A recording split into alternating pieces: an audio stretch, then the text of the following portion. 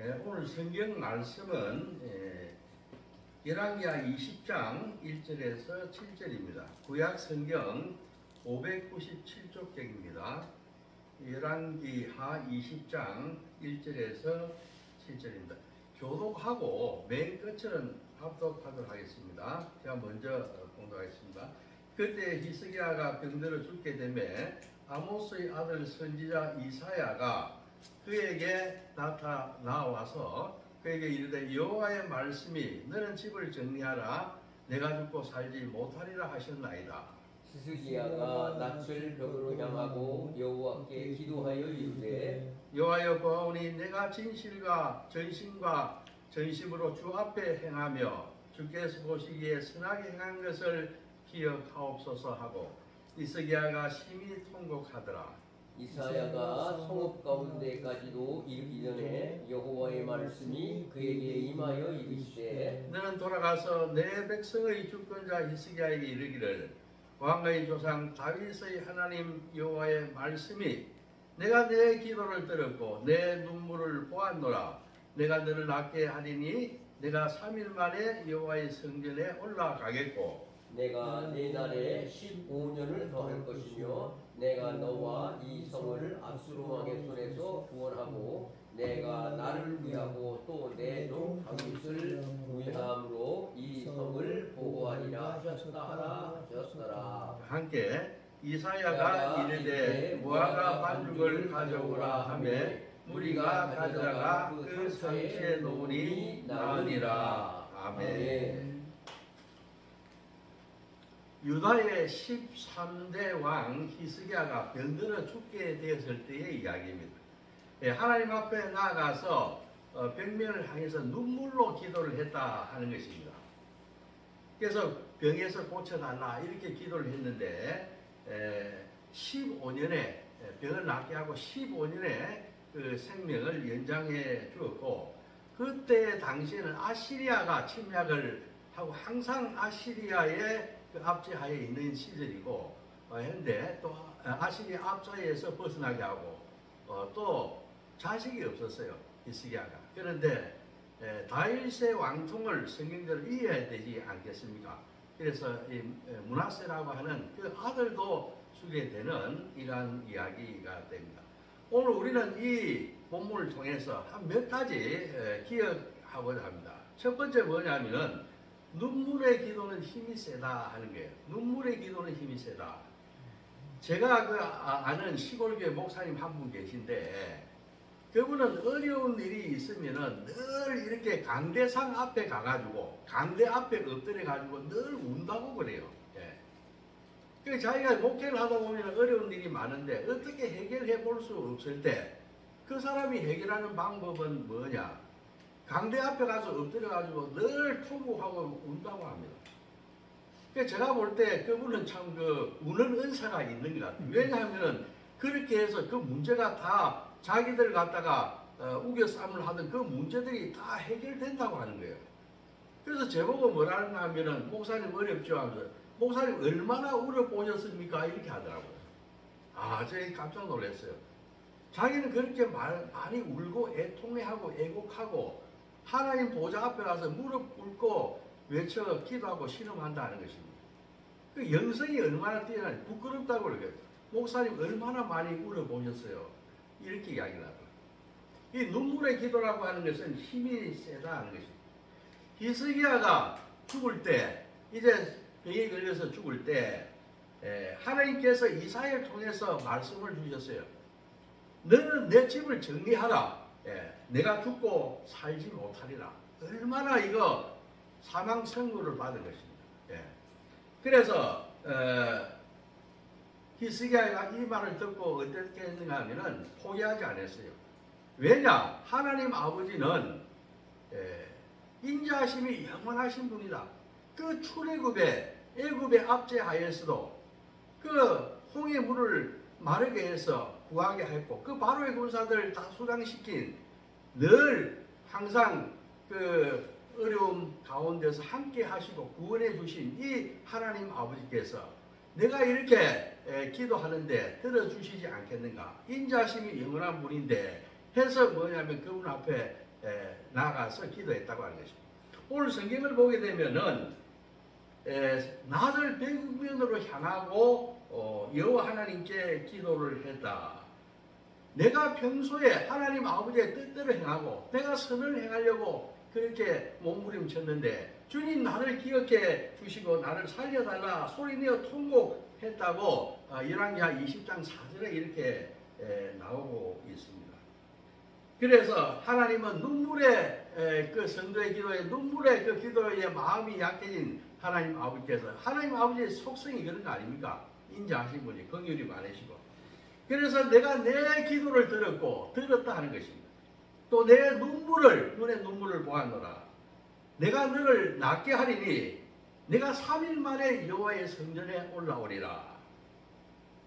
내가 내 날을 15년이나 더할 것이며 내가 너와 이 성을 아수르의 손에서 구원하고 내가 나를 위하여 또 내 종 다윗을 위함으로 이 성을 보호하리라. 이렇게 해서 아수르의 앞자에서도 구해주겠다. 그러니까 히스기야가 뭐냐면 그러면은 과연 나를 낫게 하고 명을 15년을 또 수를 연장해주고 아시리아의 침략에서 보호를 해주겠다고 하는데 그 증거를 보여달라고 했어요. 그러니까 이사야가 그렇게 이야기합니다. 그러면은 그 증거가 이적인데 해시기를 갖다가 10도를 더 가게 할까? 안 그러면 같은 해시기를 10도를 물릴까? 하니까 히스기야가 더 가게 하는 것은 쉽지만은 한 번 간 해시기를 물리는 것은 어렵지 않습니까? 물려주신다면 내가 하나님의 이적인 줄로 알겠나이다. 나를 살려주겠다고 하는 것으로 내가 받아들이겠습니다. 하니까 하나님께서 그 해시기를 10도를 뒤로 물려가지고 살려주고 아시라의 침략에서 구해줬다는 것입니다. 그 히스기야 시대 때에 항상 그 아시리아의 침략에 시달려야 했어요. 히스기야는 많은 종교 계획을 많이 단행을 했습니다. 그런데 완전히 종교 계획을 성공하지는 못했어요. 왜냐하면은 아수르가 항상 늘 뭐냐면은 견제를 했기 때문입니다.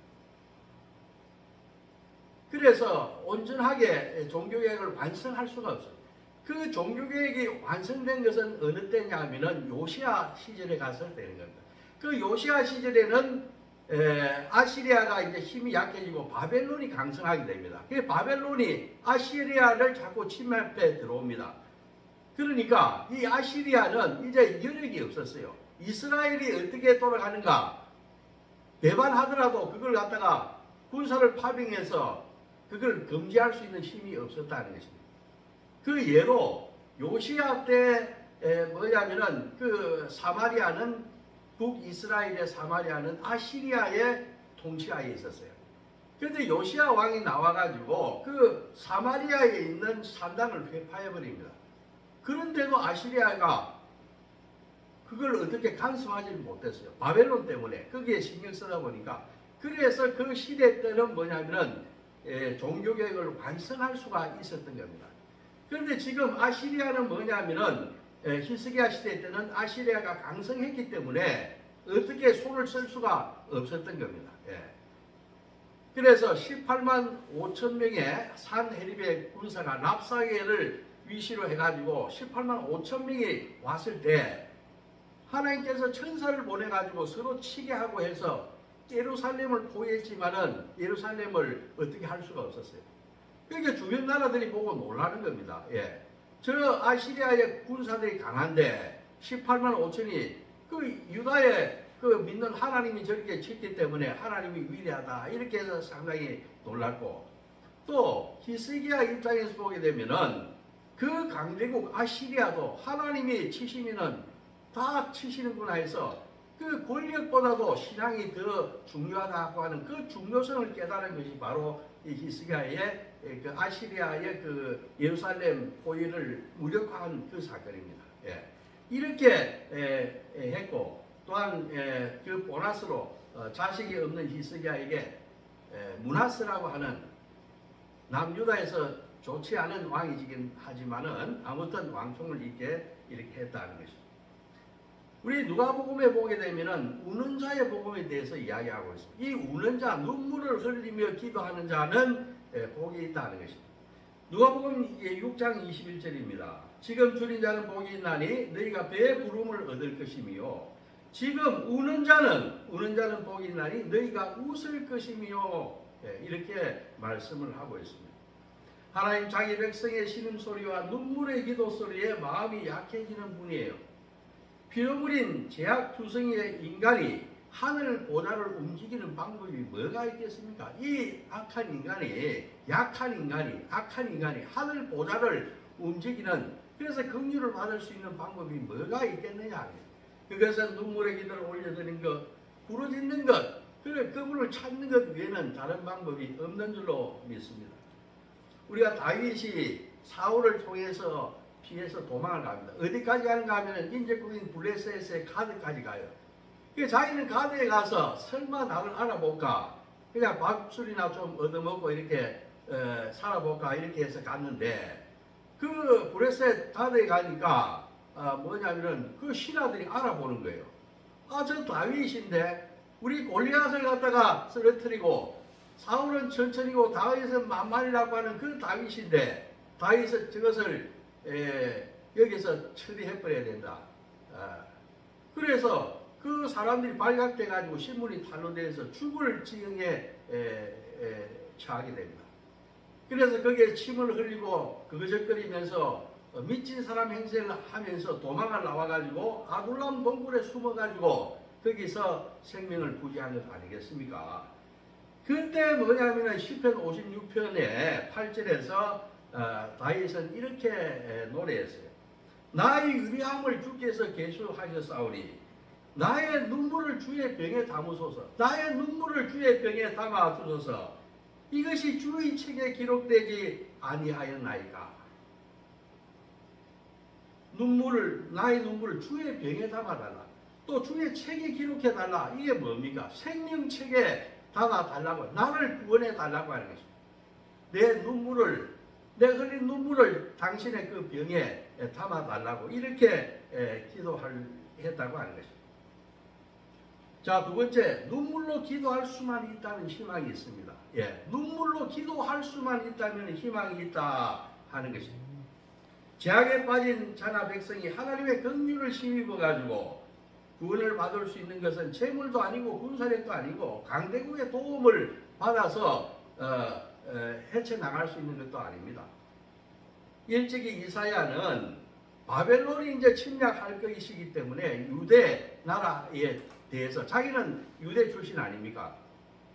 그 바벨론에 침략하면 너희들 망하게 된다. 그러니까 여기서 회개하고 돌이키라고 그 눈물로 호소하지 않았습니다. 그래서 이렇게 이야기를 합니다.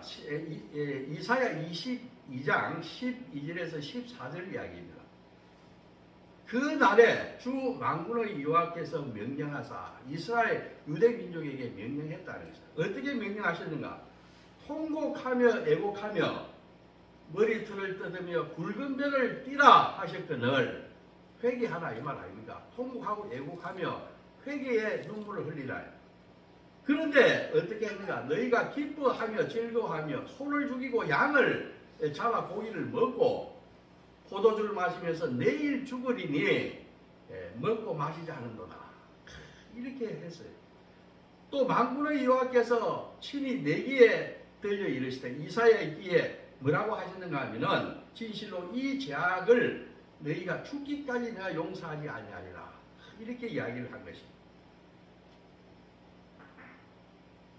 하나님 아버지께서 이 폐악한 유대 백성에게 애곡하고 통곡하고 그 다음에 회개의 기도를 하라고 했지만은 유다 지도자와 백성들은 오히려 소를 잡고 양을 잡고 고기를 뜯고 또 포도주를 먹고 하면서 뭐냐면은 내일이 어디 있느냐, 하나님이 어디 있느냐, 이렇게 하나님 아버지의 그 성경을 갖다가 이렇게 모독하는 이러한 이야기를 했다 하는 것입니다.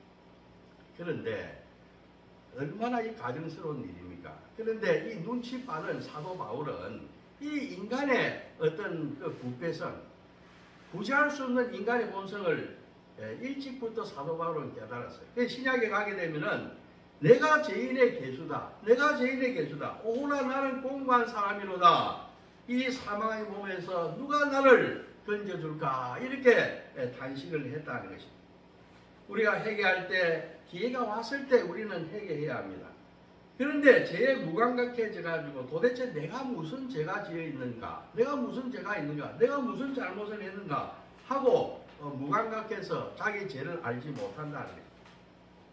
우리 마찬가지예요. 지금 이 시대를 보게 되면 우리 대한민국 이 시대 보면은 진짜 통곡하고 회개하고 우리가 눈물의 기도를 전국 방방곡곡에서 해야 될 때가 아닌가 이렇게 생각이 됩니다.